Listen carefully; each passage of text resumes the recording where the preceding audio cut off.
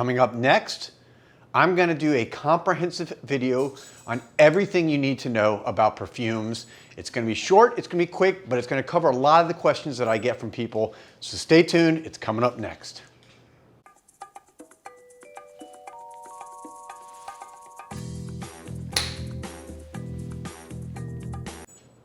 Welcome back, everybody, to Joel the Nose. Thank you as always for watching. And okay, so today's video is going to be one of those videos where I talk about some of the most common questions or I guess interests or topics about perfume. And I wanted to do a video where I really kind of address a lot of the main things. And I probably will do a follow-up because there's obviously a lot to talk about. But I'm going to run through 5 or 6 points. Let me get right into this first. Okay, how to apply perfume. And under that is kind of like how much do you wear, where do you spray it. So I'm just going to give you a couple examples of this. And I'm using one of the new perfumes I have, Vanille Leather from BDK, an amazing, beautiful leather, sexy, yummy fragrance. So big question I get all the time, how do I apply it? Where do I apply it? How much? This is what I do. I've said this before. I go typically about 9 to 10 sprays, and this is niche perfume. If you're wearing designer, you may want to go a little bit less just because typically the quality is not the same. But with a good quality niche fragrance, I go 9 to 10. And what that is 1, 2, 3, 4, 5. So I go 5 on the neck, 3 in the front, 2 in the back. Then I go on the inside of the arm, 6, 7, 8. On the back of one of my hands, because I like to then smell it. Okay, this is after I've showered, after I've gone to the bathroom, my hands are clean. So that's 8. And then typically I'll do 1 or 2 more, and that is usually probably another 1 on each of my arms, inside of my arms. I do the inside of the elbow. I don't do the wrists. You know, typically they say where you have pulse points are good because that is where your blood is pulsing, it's warmer, that may create a little bit more of an effect of basically where you get a little bit more projection. But it's very important. Again, I highly recommend 10 sprays. A lot of people do more, but I think that's what you really need to create an impression where people are going to smell it and where you're also going to smell it for a good portion of the day. Now, so that's how many sprays. And also I would like to say, question, do you spray it on the clothes or do you spray it on your skin? I only spray on the skin. Every once in a while I put it on one of my clothes. But the reality is, if you put it on, for example, a suit or a shirt, like I have certain shirts that maybe I wear a couple times before I have to launder them again. If you spray something and it's on there, it's going to stay on there. It stays for days, sometimes weeks on clothes. And that's because it's not evaporating as quickly. When you spray it on your skin, as was designed by the perfumer, it reacts with the oil of your skin, it reacts with the heat of your skin, and the heat is what causes it to evaporate and causes it to project and for you to smell it. Otherwise, you wouldn't smell it. That's why in cold weather, you don't smell perfumes as well because it doesn't evaporate as quickly up to your nose.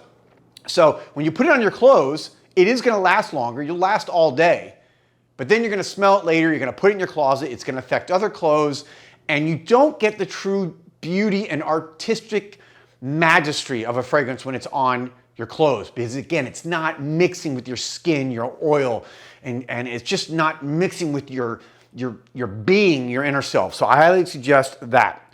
Next, let's go to the next question. How do you store a fragrance? Okay, very important. Again, common question I get a lot. Most people, especially when they first start collecting, where do they keep their fragrances and their perfumes? In the bathroom. Not a good idea.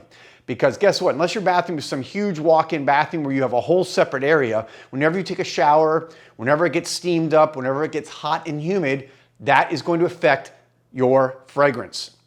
Those, again, as we talked about, heat is what causes evaporation, causes it to break down more. So if you want to store something near your bathroom, make sure it's in, like, for example, like a closet where it's away from the light and it's away from the heat. But ideally, I would say, try to keep it in a separate room, maybe in your bedroom, maybe an extra room, whatever you have, and store it away from the light, because again, light also, if you have direct light coming in from the sun or wherever, will affect and also cause your fragrances to evaporate and to, well, it causes a reaction where, again, you're going to have it not last as long. Heat, light are enemies to fragrance. Some people I know actually store their fragrances in a refrigerator. I think that might be going a little bit too extreme, but to each their own. I understand that theory. So cool, dry place, away from, again, if it's in your bedroom, away from a window, just keep it cool and dry. Next, this is an interesting one that I like, and it's based on a lot of the research that I've read over the years and scientific data on fragrances. Why I love perfumes and fragrance, it creates a lasting impression. The reason why is, of all the 5 senses, the sense of smell is stored, or actually processed, not stored, in the same part of the brain as where your brain processes emotion and memory. And that's why it causes such amazing feelings. And it's also why you can remember a smell that you haven't smelled in 20, 30 years. You may smell someone cooking something one day and a certain spice, you smell it and it reminds you of your childhood. This is called a Proustian moment, named after the French philosopher Marcel Proust, who kind of discovered and made this famous when he smelled a cookie and while drinking tea that he had not smelled in like 30 years. So very important if you're going on an interview, if you're going on a first date, if you have a perfume that you know works for you, and again, you don't want to smell something that's necessarily obnoxious, although I guess that would keep you also in their memory, but someone is going to remember you because of your smell. I've been on dates where the next day I am texting with the woman and they say, I can still smell, because when we went in to give a kiss, and that's why I always have it on my neck, or when I say kiss, I mean just like a greeting kiss, not necessarily an on the lips kiss, but just a greeting. In Miami, we greet very Latin style, which is where you kind of give your cheek to the person and they smell it. That's why also sometimes, I'll be honest, another reason why I'm recommending putting on the back of one of your hands, ideally, I guess your right hand, because when you shake someone's hand, they're going to have a little bit on their hand. They're going to remember you, okay? So there, that's a third reason.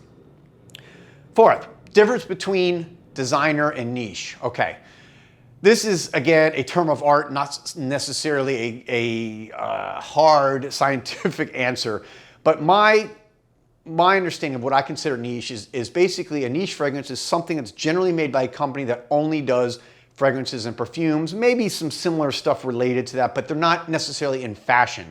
For example, Dior, Chanel, those are fashion houses that also make perfumes. So those are what we consider designer fragrances, versus BDK. BDK is a niche perfume company. This is what they make. They don't make shoes and handbags.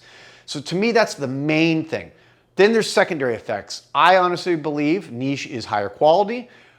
They spend less money on marketing because it's typically done through word of mouth or their own online presence, versus a Chanel fragrance. For example, if a Chanel fragrance costs $100 at a department store, roughly $80 of that cost is because of marketing.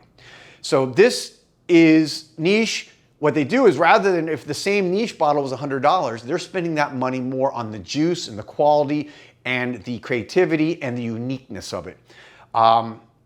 Also, designer fragrances typically are going to follow very profitable patterns of fragrances that are smell the same over and over again. Because why? They're, again, part of a big company typically that needs profits. They need to sell, and they know what works. They know what the public wants based on consumer data. Obviously, niche fragrances want to sell too. Don't get me wrong, but they're willing to take more of a risk and put stuff out there that's going to be more unique, and it's going to smell more like something that you'll find very specific to your own liking. You're going to find your own specific scents that just work well for you. And guess what? You're also not going to smell like every other dude or woman walking down the street now, because you have a niche perfume, which fewer people have. Okay, let me go. That was the fourth point. Let me go to point number 5. Reformulation, big question. How come? The question is, certain fragrances smell completely different a few years after they were originally released. You hear this all the time with Creed Aventus, and now I hear it a lot with Baccarat Rouge. And there's, again, no simple answer, but a couple of the reasons. A, it may be just because if a fragrance was created 10 years ago, the same materials, the same notes that go into it, whether it be the cedar or the iris or the jasmine, whatever the components are, where they bought them from originally may not be available from that supplier anymore. Or again, you may have a jasmine from 10 years ago that smells different from a crop that you're buying from currently. So you got to think about that, right? There's different things that happen, and those cause different chemical reactions. Also, you have reformulation because of price. That's another major concern. People, companies start to realize that maybe they were using really expensive ingredients that now, in order to make it more profitable, they cut down on the cost, they buy cheaper alternatives. You reformulate that way. Also, you have things like governing bodies like the IFRA, which kind of is like this voluntary body that governs fragrance materials in the perfume industry, and they may ban or recommend a ban on a certain material because A, it causes allergens, or because it's endangered, a certain material, or for example, like musk from a musk deer or civet from a cat-like animal, that basically you're killing animals, so they now use synthetics rather than the original natural materials. So there's a lot of reasons why reformulations happen. My suggestion is if you like a certain bottle and you've gotten the new bottle, it's not the same, you can always check eBay, check out the seller, also make sure they're a reputable seller, but a lot of times you can find older bottles that way. Lastly, I'm going to go to one last kind of bonus point, and that is synthetics versus natural. I just kind of mentioned that briefly. Some people are like, oh, I only want natural fragrances, I only want synthetic fragrances. The reality is I like both, and they're just as equally important to the industry, okay? Originally, when fragrances first started, they were natural because that's all they had, and then science caught up and started to create synthetic materials that emulated or smelled very close or identical to the original natural material. There's reasons for it. Typically, synthetic materials are cheaper. Once they create it, in the lab, they can now recreate it and basically reproduce it over and over, much cheaper than having to go out, for example, source original oud wood or resin, or again, jasmine or citrus materials. So that's a reason. A, that's one. B, synthetics typically last longer because natural materials evaporate more quickly, generally speaking, and synthetics can be composed chemically to last longer. So a lot of fragrances, especially nowadays, if you go look anywhere online, people are like, oh, I like this fragrance, but it didn't last long. So obviously perfume companies and makers have taken note of that. So to make fragrances last longer, they include synthetic materials. And one last point, some people think, oh, I don't want a fragrance with synthetic materials because they think chemicals make you more allergic. It's actually kind of the opposite. I'll give you an example, rose. If you break down natural rose, say damask rose or rose from Grasse, France, that rose has like, I don't know, hundreds, 300-400 different molecules that make up that smell.